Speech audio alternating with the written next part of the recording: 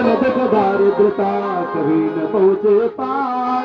अमंगल मंगल मोदता प्रगटे प्रबल प्रकाश।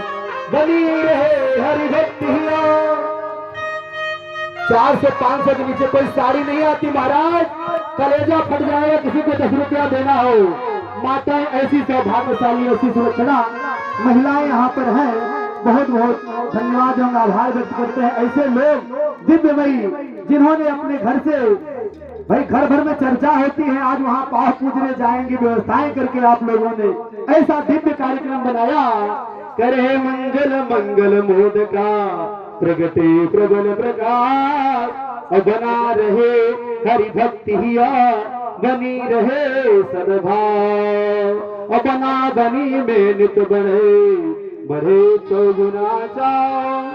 आपके पति आपको कन्हैया जैसा प्यार दे, आपकी पत्नियां जो लोग पाव पूजे हैं वो रुक्मिणी जैसा प्यार पाए। दोनों कुल सुखमय रहे, गूंजे कीर्ति निनाद। वर कन्या दीर्घायु ऐसा आशीर्वाद। बोले वृंदावन बिहारी लाल के, सच्चिदानंद भगवान के, रुक्मिणी श्याम के। हरि ओम।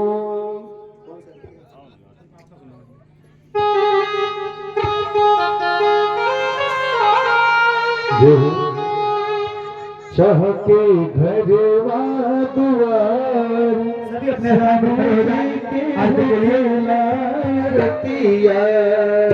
चहके घरवा श्याम जी रतिया। जीतल गंगा जवार, श्याम जी रतिया।